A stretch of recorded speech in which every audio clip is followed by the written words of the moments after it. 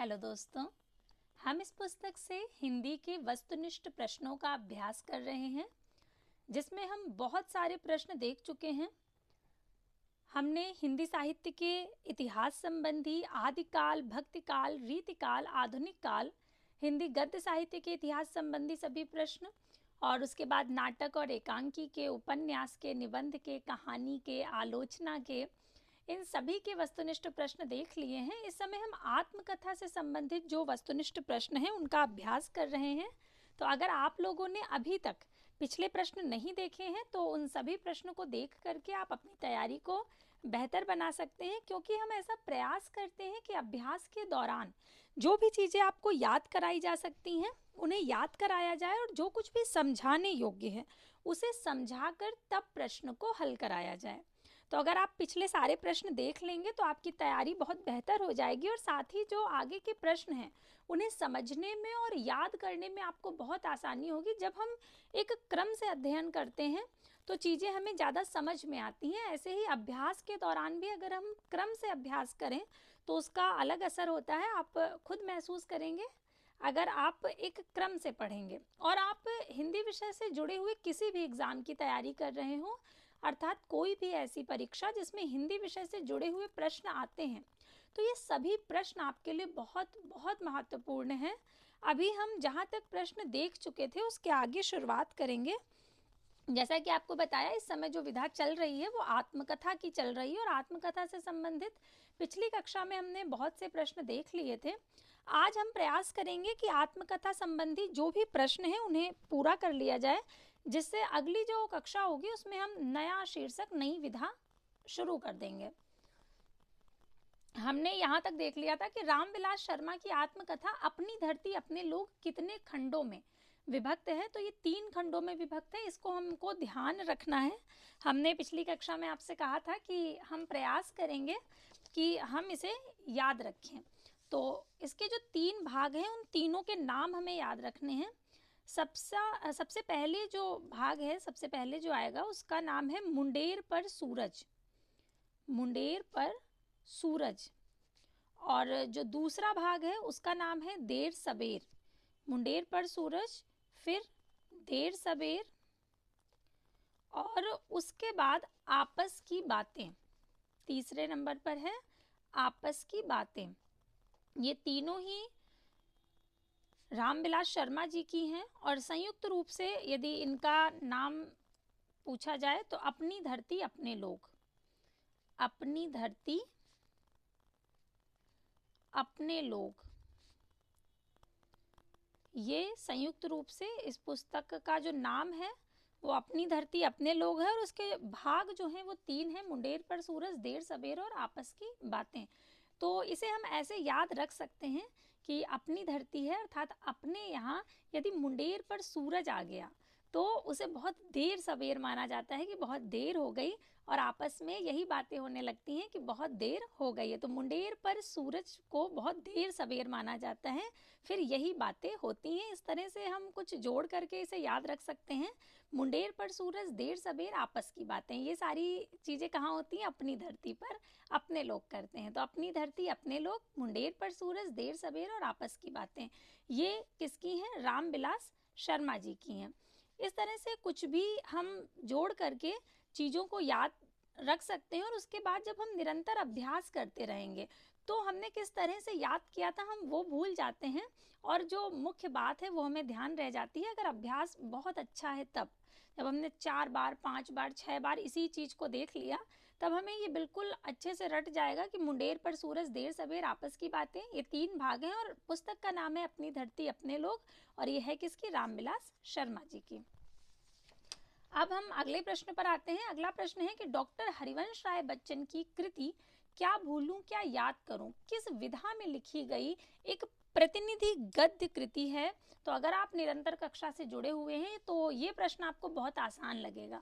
ऐसा होता है कि जब प्रश्न हमें आता है तो हमें बहुत आसान लगता है कि ये तो बहुत आसान प्रश्न है, और जब नहीं आता है तो कठिन लगता है, क्योंकि ये हम बहुत बार देख चुके हैं। तो आशा करती हूँ कि आपको बिल्कुल रटा हुआ होगा। क्या भूलूं क्या याद करूं, नीड़ का निर्माण फिर बसेरे से दूर और 10 द्वार से सोपान तक। और उसका प्रकाशन वर्ष भी बहुत अच्छे से याद होगा, 69, 70, 78 और 1985।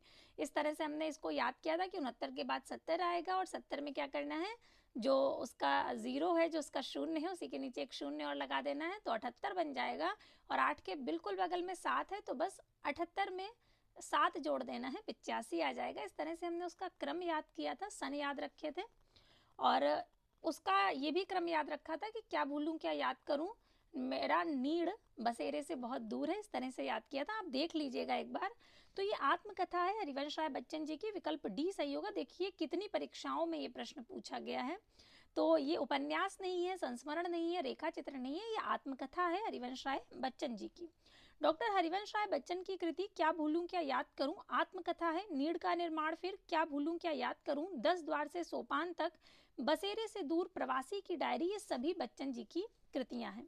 फिर अगला प्रश्न है कि इनमें से कौन सी स्वीकृत आत्मकथा है। यहाँ पर 4 विकल्प दिए गए हैं, जिनमें से एक कोई आत्मकथा है और बाकी 3 विकल्प आत्मकथा नहीं है, कोई और विधा है। तो यहाँ पर जो अर्ध कथानक है, विकल्प सी, ये आत्मकथा है। अन्य, कलम का सिपाही, चीड़ों पर चांदनी, बाण भट्ट की आत्मकथा, ये कोई भी बाण भट्ट की आत्मकथा ये आत्मकथा नहीं है। इसके नाम से बिल्कुल भ्रमित मत होइएगा कि इसमें आत्मकथा लिखा है तो आत्मकथा है। अगर आपने उपन्यास की कक्षाएं ली हैं तो आप बिल्कुल भी भ्रमित नहीं होंगे, क्योंकि बाण भट्ट की आत्मकथा हजारी प्रसाद द्विवेदी जी का उपन्यास है और बहुत प्रसिद्ध उपन्यास है उनका। इस पर हमने चर्चा भी की थी, अनाम दास का पोथा बाण भट्ट की आत्मकथा। यहाँ पर जो अर्ध कथानक है, ये क्योंकि पहला माना जाता है बनारसी दास जैन जी का, अर्थात ये पहली आत्मकथा मानी जाती है जो कि ब्रज भाषा पद्य में है, तो विकल्प सी सही होगा, अर्ध कथानक। जब हमने आत्मकथा की शुरुआत की थी, वहां पर जब हमने कुछ तथ्यों को समझा था, तभी हमने देखा था कि पहली आत्मकथा किसे माना जाता है, बनारसी दास जैन की अर्ध कथानक को। तो यहाँ विकल्प सी सही होगा। कलम का सिपाही ये जीवनी है, अमृत राय जी ने लिखी है, मुंशी प्रेमचंद जी की। चीड़ों पर चांदनी ये निर्मल वर्मा जी का यात्रा वृत्तांत है, और बाण भट्ट की आत्मकथा उपन्यास है हजारी प्रसाद द्विवेदी जी का। इसके बाद है मुड़ मुड़ कर देखता हूँ, किसकी आत्मकथा है, तो मुड़ मुड़ कर देखता हूँ राजेंद्र यादव की आत्मकथा है, विकल्प ए सही है। अन्य विकल्प में भीष्म साहनी, रविंद्र कालिया और कमलेश्वर। मुड़ मुड़ कर देखता हूँ राजेंद्र यादव, आज के अतीत भीष्म साहनी, गालिब छूटी शराब रविंद्र कालिया का है, जो मैंने जिया ये कमलेश्वर का है, यादों का चिराग और जलती हुई नदी, ये तीनों ही कमलेश्वर के हैं। जो मैंने जिया, यादों का चिराग और जलती हुई नदी, जो क्रमशः 1992, 1997 और 1999 में प्रकाशित हुए थे, ये तीनों ही कमलेश्वर के हैं। इनके नाम भी याद रखने हैं, जो मैंने जिया, यादों का चिराग और जलती हुई नदी। फिर है मणिकर्णिका के लेखक कौन है, ओम प्रकाश वाल्मीकि, डॉक्टर धर्मवीर, तुलसीराम या सूरजपाल सिंह चौहान। तो ये मणिकर्णिका तुलसीराम जी की है। इस पर भी हम लोग पहले चर्चा कर चुके हैं कि तुलसीराम जी की जो आत्मकथा है वो 2 भागों में प्रकाशित हुई है, मुर्दैया और मणिकर्णिका। मुर्दैया ये 2010 में प्रकाशित हुई और मणिकर्णिका 2013 में प्रकाशित हुई थी। इसका व्याख्या भाग देखते हैं। ये देखिए यहाँ पर दिया हुआ है, मुर्दैया ये 2010 में प्रकाशित हुई, मणिकर्णिका 2013 में, ये दोनों ही तुलसीराम जी की हैं। और जूठन ओम प्रकाश वाल्मीकि जी की 1997 में प्रकाशित हुई। मेरी पत्नी और भेड़िया ये डॉक्टर धर्मवीर जी की है, 2009 में प्रकाशित हुई। तिरस्कृत और संतप्त सूरजपाल सिंह चौहान की आत्मकथाएं हैं, जो कि क्रमशः 2002 और 2006 में प्रकाशित हुई। तो यहाँ पर हम इसको इस तरह से याद किया था हमने इसको कि सूरज के रहते हुए कोई भी तिरस्कृत और संतप्त नहीं हो सकता, ऐसे याद किया था। फिर अगला प्रश्न है कि प्रकाशन वर्ष के अनुसार निम्नलिखित आत्मकथाओं का सही अनुक्रम क्या होगा। तो सबसे पहले क्या भूलूं क्या याद करूं, फिर बसेरे से दूर, फिर टुकड़े टुकड़े दास्तान और उसके बाद जो मैंने जिया।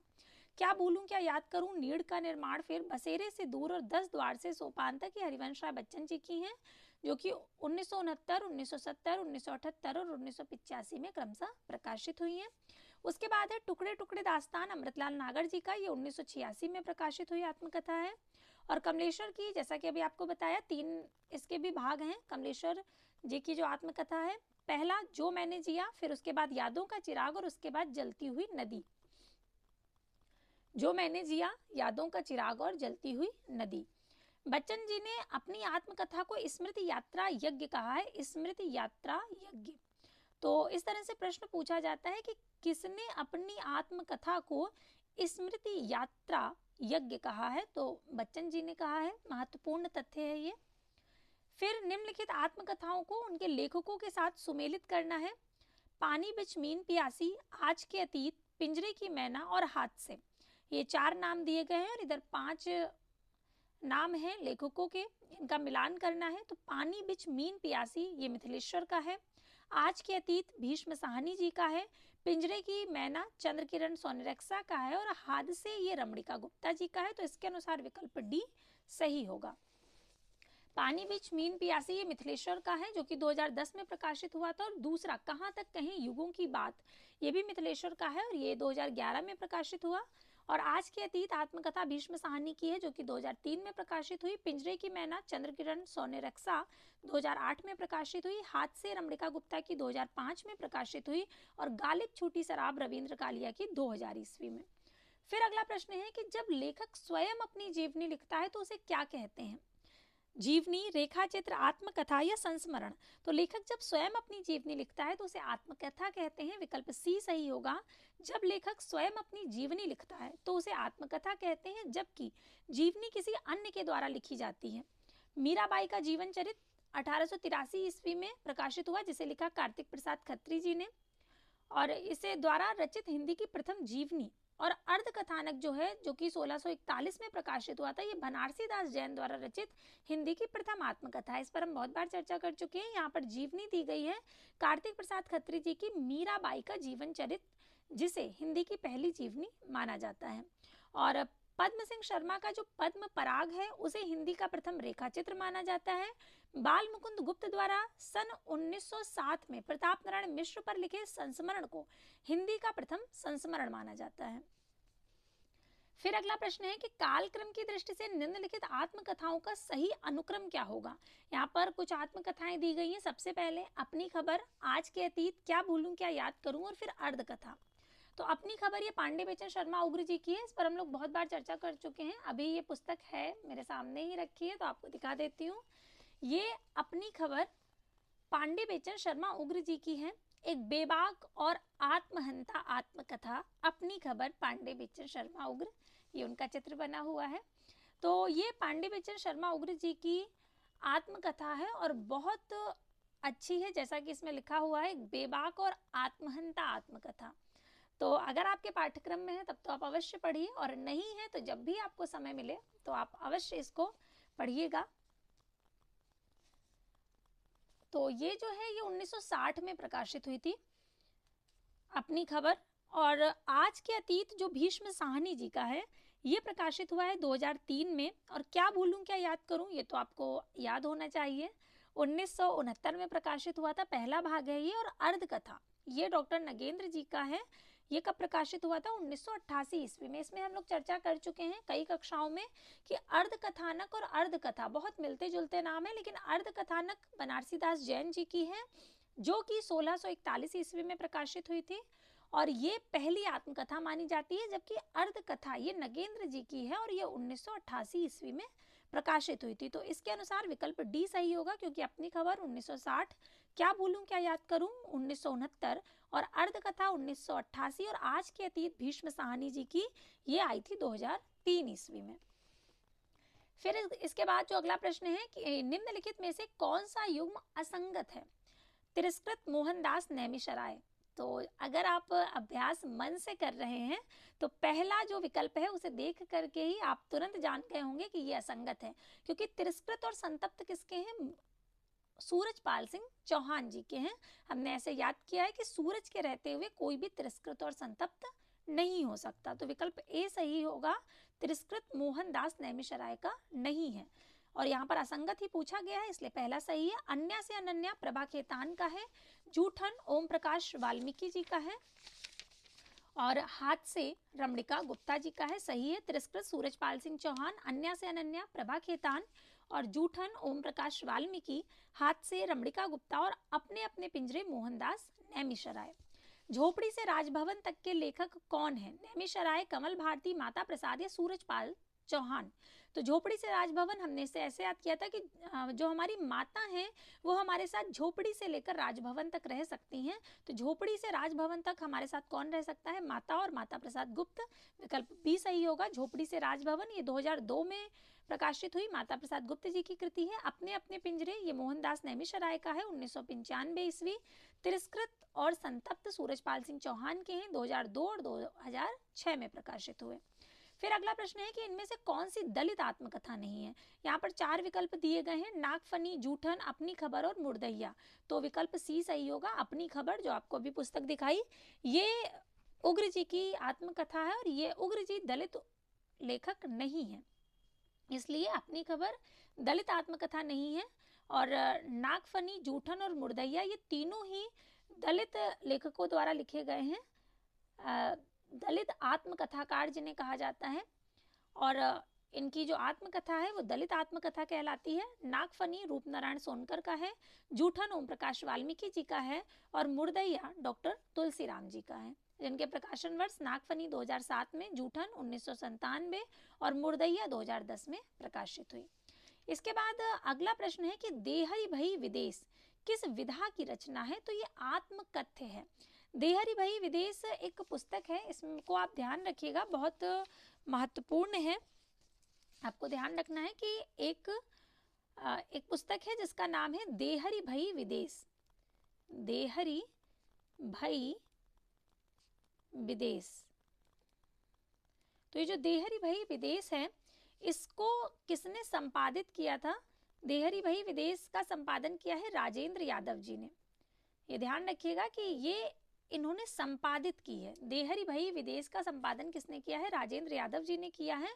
और इसमें 20 लेखिकाओं के आत्मकथ्य हैं। 20 लेखिकाओं के आत्मकथ्य इसमें संकलित हैं। तो देहरी भई विदेश का संपादन किसने किया है? राजेंद्र यादव ने किया है। और इसमें कितनी लेखिकाओं के आत्मकथ्य संकलित हैं? तो 20 लेखिकाओं के आत्मकथ्य इसमें संकलित हैं। और इस पुस्तक का संपादन राजेंद्र यादव जी ने अर्चना वर्मा और बलवंत कौर के सहयोग से किया था। किसके किसके सहयोग से किया है? अर्चना वर्मा और बलवंत कौर। अर्चना वर्मा और बलवंत कौर।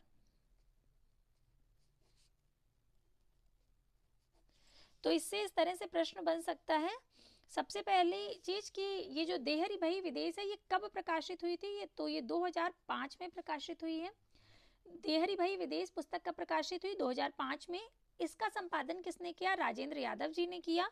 और इसमें कितनी लेखिकाओं के आत्मकथ्य हैं? तो इसमें 20 लेखिकाओं के आत्मकथ्य हैं। ध्यान रखिएगा, इस तरह से भी प्रश्न पूछा जाता है कि देहरी भई विदेश जो कि राजेंद्र यादव जी द्वारा संपादित है, उसमें कितनी लेखिकाओं के आत्मकथ्य संकलित हैं? तो 20 लेखिकाओं के आत्मकथ्य संकलित हैं। और इसको संपादित करने में जो राजेंद्र यादव जी हैं, उन्होंने किसकी मदद ली या किसके सहयोग से उन्होंने देहरी भई विदेश पुस्तक का संपादन किया है? तो अर्चना वर्मा और बलवंत कौर। अर्चना वर्मा और बलवंत कौर के सहयोग से राजेंद्र यादव जी ने 20 लेखिकाओं के आत्मकथ्य को 2005 में देहरी भई विदेश नाम से प्रकाशित करवाया है। तो ये सारे जो तथ्य हैं इस पुस्तक से संबंधित सभी महत्वपूर्ण हैं और आपको ध्यान रखने हैं। फिर से एक बार दोहरा लीजिए कि राजेंद्र यादव जी ने देहरी भई विदेश पुस्तक को 2005 में प्रकाशित करवाया, जिसमें 20 लेखिकाओं के आत्मकथ्य हैं और ये उन्होंने अर्चना वर्मा और बलवंत कौर के सहयोग से संपादित किया था। अब हम अगले प्रश्न पर आते हैं। अगला प्रश्न है कि निम्नलिखित रचनाकारों को उनकी आत्मकथाओं से सुमेलित करना है। शिवपूजन सहाय, सुमित्रानंदन पंत, हरिवंश राय बच्चन और पांडे बेचन शर्मा उग्र। ये सभी बहुत आसान है क्योंकि हम बहुत बार पढ़ चुके हैं। मेरा जीवन शिवपूजन सहाय जी का है। हमने इसको ऐसे याद किया था कि मेरा जीवन शिव के पूजन में बीतेगा, तो मेरा जीवन शिवपूजन सहाय का है। अपनी खबर पांडे बेचन शर्मा उग्र जी का है, ये अभी हमने देखा था, पुस्तक देखी थी। और 10 द्वार से सोपान तक बच्चन जी का है। और 60 वर्ष एक रेखांकन ये सुमित्रानंदन पंत जी की आत्मकथा है। तो अब यहाँ पर विकल्प देखते हैं कि इसके अनुसार विकल्प कौन सा सही रहेगा। विकल्प पर आते हैं। तो विकल्प के अनुसार विकल्प डी सही है। मेरा जीवन, शिव पूजन सहाय, 60 वर्ष एक रेखांकन सुमित्रानंदन पंत, 10 द्वार से सोपान तक हरिवंश राय बच्चन और अपनी खबर पांडे बेचन शर्मा उग्र और राख से लपटे पुरुषोत्तम टंडन। फिर अगला प्रश्न है सिंहावलोकन किसकी आत्मकथा है? सिंहावलोकन जो है ये यशपाल की आत्मकथा है और ये 3 भागों में प्रकाशित हुई थी, क्रमशः 1951, 52 और 55। सिंहावलोकन यशपाल की आत्मकथा है जो 3 खंडों में क्रमशः 1951, 1952 और 1955 में प्रकाशित हुई। यशपाल साहित्यकार होने के साथ साथ स्वतंत्रता संग्राम सेनानी भी रहे। हिंदी में दलित साहित्य की पहली आत्मकथा किसने लिखी? तो दलित साहित्य की पहली आत्मकथा लिखने वाले हैं मोहनदास नैमिषारय जी। इनकी जो रचना है अपने अपने पिंजरे, हम बहुत बार देख चुके हैं। हिंदी में दलित साहित्य की पहली आत्मकथा मोहनदास नैमिषारय ने लिखी। इनकी जो आत्मकथा है उसका नाम है अपने अपने पिंजरे, जिसका प्रकाशन 2 भागों में 1995 में हुआ था। फिर अगला प्रश्न है कि निम्नलिखित में से कौन सा जोड़ा सुमेलित नहीं है? यहाँ पर कुछ आत्मकथा दी गई है और कुछ आत्मकथाकार दिए गए हैं, लेखक दिए गए हैं।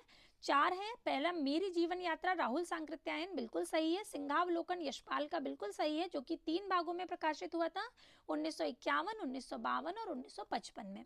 नीड़ का निर्माण हरिवंश राय बच्चन जी का है। उनकी आत्मकथा के पूरे 4 भाग थे। क्या भूलूं क्या याद करूं, नीड़ का निर्माण, फिर बसेरे से दूर और 10 द्वार से सोपान तक, जो कि क्रमशः 1969, 1970, 1978 और 1985 में प्रकाशित हुए। और उसके बाद है बसेरे से दूर अग्गे, तो ये बिल्कुल गलत है। अभी हमने बताया कि बसेरे से दूर इसी का भाग है उनकी आत्मकथा का, हरिवंश राय बच्चन जी की, तो ये गलत है। बसेरे से दूर अग्गे का नहीं है, तो यहाँ पे चौथा वाला गलत है। तो यहाँ पे डी विकल्प सही होगा, केवल घा। फिर प्रश्न है कि यादों की बारात किसकी आत्मकथा है?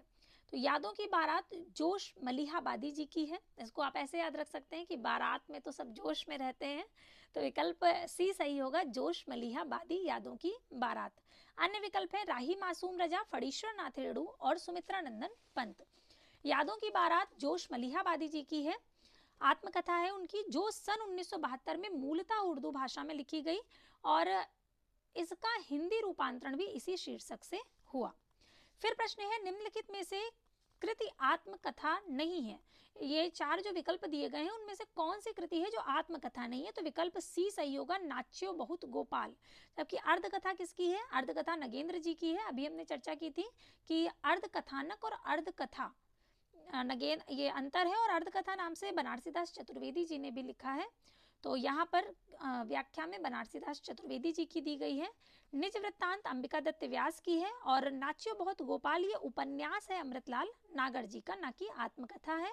और मेरी आत्म कहानी श्याम सुंदर दास की आत्मकथा है।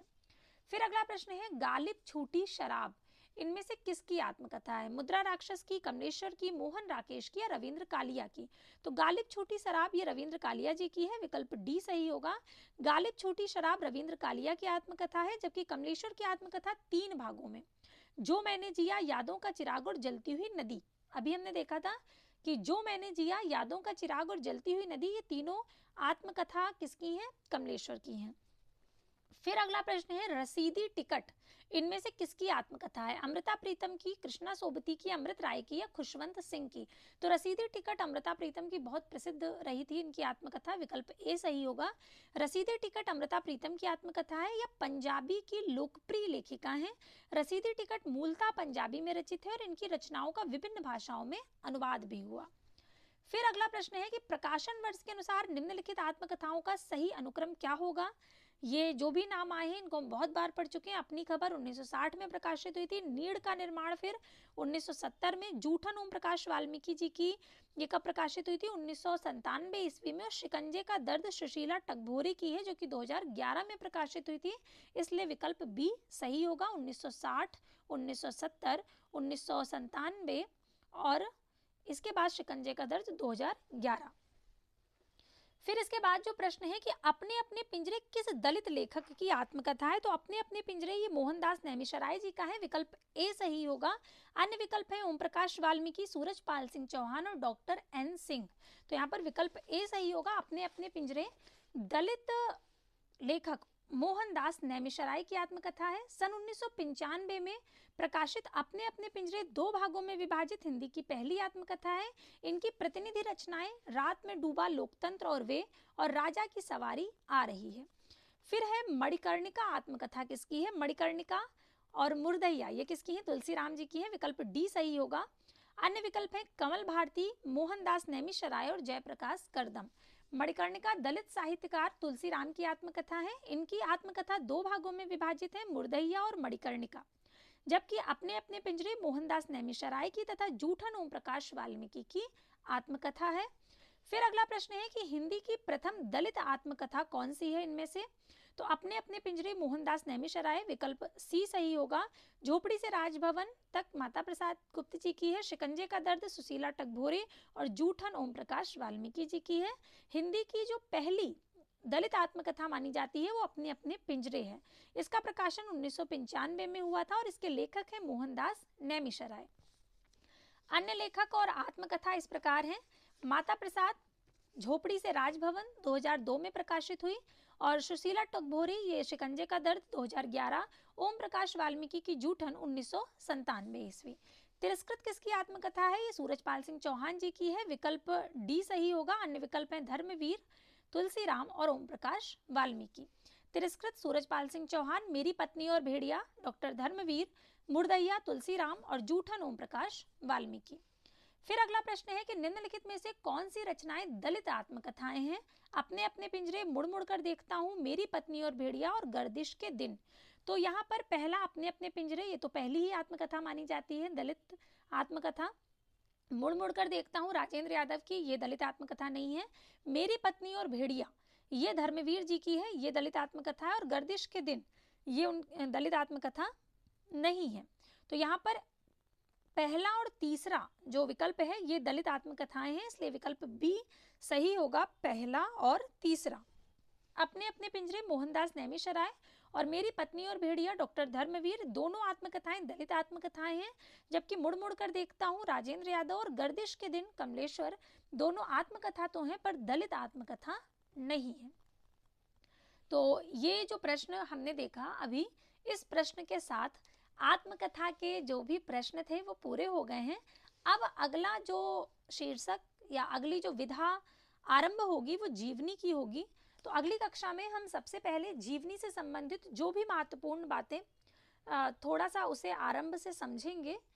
अलग अलग विद्वानों ने क्या कहा है जीवनी के विषय में और किसे पहली जीवनी माना जाता है इत्यादि जो भी महत्वपूर्ण बातें हो सकती हैं उन्हें जानते हुए फिर हम इन प्रश्नों की शुरुआत करेंगे। तब आपको ये प्रश्न ज़्यादा आसानी से समझ में आएंगे और आप लोग जो पिछले प्रश्न हैं जिनका अभ्यास हो चुका है उनका अभ्यास करते रहिए।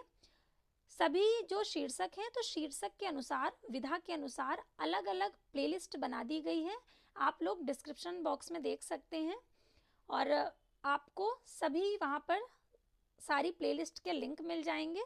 तो आज के लिए हम लोग इतने ही प्रश्नों को रखते हैं। इसके आगे के जो प्रश्न हैं उन्हें हम अगली कक्षा में देखेंगे।